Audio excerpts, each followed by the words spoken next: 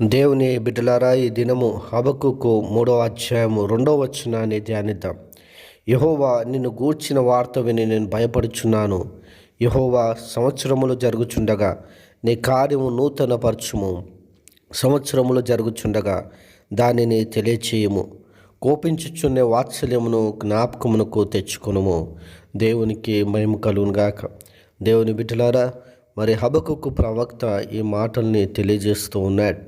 ఎందుకు ఈ మాటలు తెలియజేస్తున్నాడంటే, దేవుని బిడ్డలారా, ఎందుకు దేవుని సన్నిధిలో ఆ విధంగా ప్రార్థన చేస్తున్నాడంటే, హబక్కుకు గొప్ప దర్శనమును దేవుని దగ్గర పొందుకున్నాడు.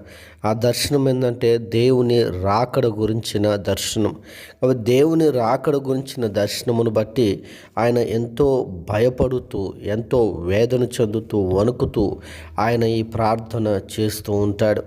ఆయన దేవుని వార్త విని, దేవుని రాకడ వార్త విని ఎంతో భయపడుచున్నాడని తెలియజేస్తూ ఉంటాడు.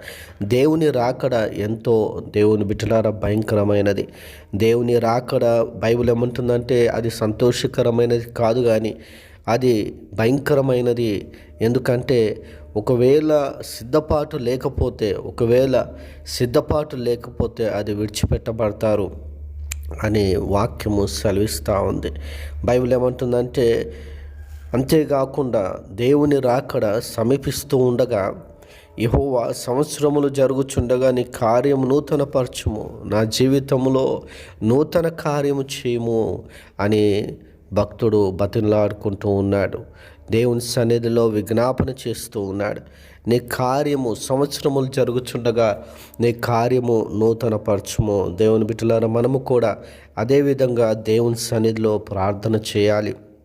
దేవా, సంవత్సరములు జరుగుచుండగా నా జీవితంలో ఒకే విధం కాకుండా, దేవా, నా జీవితంలో నూతన కార్యము చేయము అని ప్రార్థన చేయాలి. అనుదినము దేవుని దగ్గర నూతన కార్యము కొరకు మనము ప్రార్థన చేయాలి. దేవుని బిడ్డలారా, సంవత్సరములు జరుగుచుండగా దానిని తెలియచేయము. సంవత్సరములు దినంలో గడుస్తూ ఉండగా దానిని తెలియచేయము. అంటే దినముల యొక్క సమయాన్ని మనము గ్రహించుకొని ఉండాలి. దేవుని రాకడ యేసయ్య ఏమన్నాడంటే, సూచనలు జరుగుచుండగా ఇదిగో నేను సమీపంగా ఉన్నాను, ద్వారం దగ్గరనే ఉన్నాను అన్నాడు. కాబట్టి సూచనలు జరుగుతుండగా మనము సిద్ధపడి ఉండుటకు సమయమును గురించిన అవగాహన కలిగి ఉండాలి. ఆయన రాకడ గురించిన, సమయం గురించిన అవగాహన మనకు అవసరము.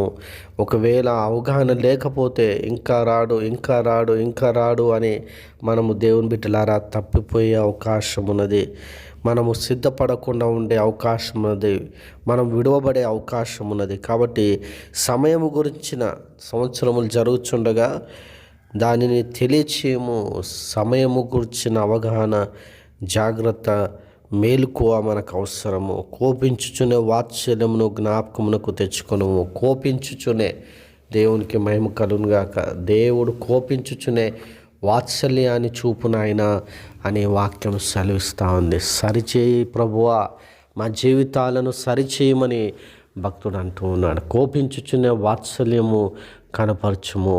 దేవునికి మహిమ కలుగు. దేవుని ప్రేమ, దేవుని క్షమాపణ, దేవుని జాలి, దేవాను కనపరచు. నా జీవితంలో ఒకవేళ తప్పు చేసినట్లయితే నన్ను సరిచేయి. కోపపడు, కానీ వాత్సల్యాన్ని కనపరచు, నా జీవితాన్ని మార్చు అని భక్తుడు తెలియజేస్తూ ఉన్నాడు. అట్టి కృప మనందరికీ అనుగ్రహించునుగాక. అట్టి ప్రార్థన దేవుడు అందరికీ అనుగ్రహించునుగాక. ఆమేన్.